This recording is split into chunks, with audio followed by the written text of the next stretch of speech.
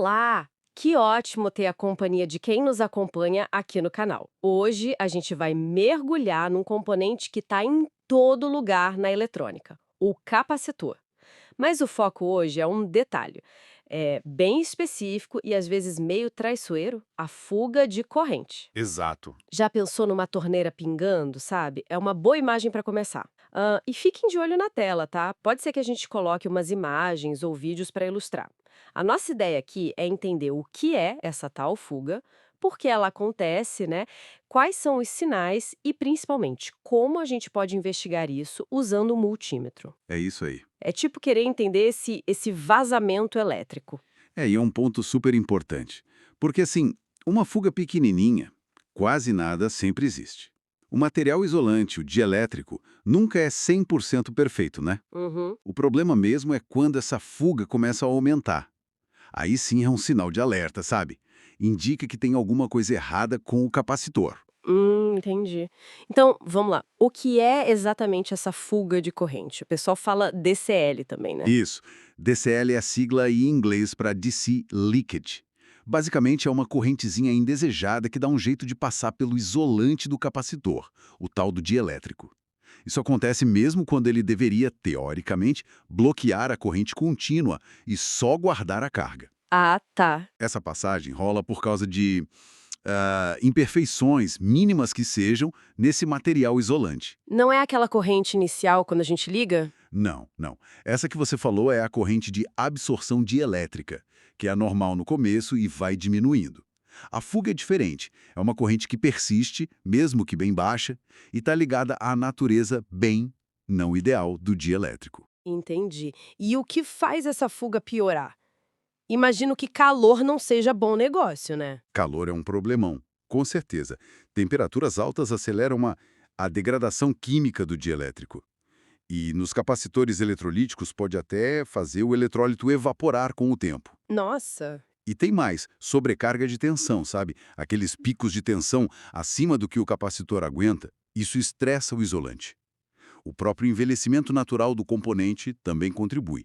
E claro, dano físico, uma batida, uma queda. Faz todo sentido. É um componente que trabalha ali sob estresse. E quais são as consequências de uma fuga que ficou muito alta? Olha, as consequências podem variar bastante. Desde um mau funcionamento meio escondido, difícil de achar, até uma falha total, catastrófica mesmo. Sério? Sim, uma fuga alta pode superaquecer o capacitor. E aí o risco é ele entrar em curto-circuito por dentro, o que a gente chama de ruptura dielétrica. Também pode causar perda de capacitância, o valor dele diminui, aí o circuito todo começa a funcionar errado. Ou, no limite, o aparelho para de funcionar de vez. Lembro de uma história, acho que chamavam de praga dos capacitores. Exatamente. Foi um exemplo bem drástico disso. Um problema no eletrólito causou falhas em massa em placas-mãe, fontes.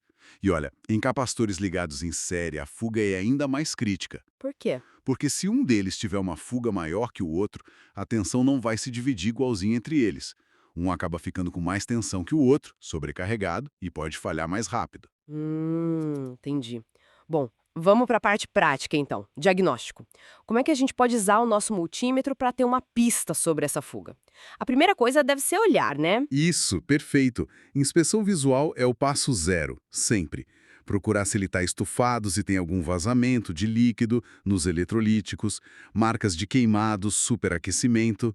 Aí, com o multímetro, a gente consegue algumas pistas importantes, mesmo que ele não meça a fuga diretamente, na maioria das vezes. Como assim? Por exemplo, no modo de resistência, o ohmímetro, a gente espera o quê de um capacitor bom? Hum, Você coloca as pontas de prova, a resistência começa bem baixa e vai subindo, subindo, subindo, até ficar muito alta, quase infinita. Isso mostra que ele está carregando com a pequena corrente que o multímetro manda. ah, tá. E se não fizer isso? Aí que tá. Se a resistência fica lá embaixo, perto de zero, e não sobe, opa, isso indica um curto-circuito. É fuga máxima. Entendi. Curto é fuga total. Exato. E se, ao contrário, você encosta as pontas e a resistência já dá infinita de cara, pode ser que ele esteja aberto por dentro. Os dois casos indicam defeito. E precisa descarregar antes, né? Isso é importante. Fundamental. Sempre descarregue o capacitor antes de medir resistência ou continuidade.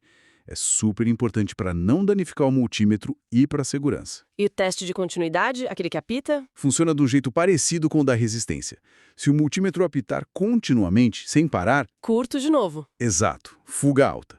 Se ficar mudo, não apitar nada, pode ser um capacitor aberto.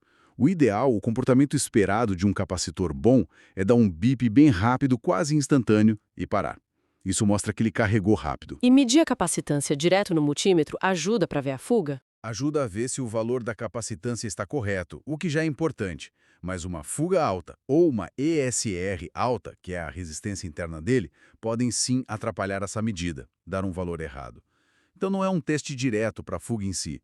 Para medir a corrente de fuga DCL, com precisão mesmo, especialmente as bem pequenas, a gente precisaria de equipamentos mais específicos, tipo um medidor LCR ou um megômetro, e seguir procedimentos padrão. O multímetro comum ajuda mais a pegar os casos gritantes, como curto. Perfeito. E reforçando a segurança. Descarregar capacitores sempre e nunca, jamais medir resistência ou continuidade com circuito ligado energizado. Exato. E claro, lembrar das boas práticas, né? Atenção com as tensões envolvidas, usar EPI se necessário, seguir as normas como a NR10 quando aplicável. Puxa, que legal entender isso melhor.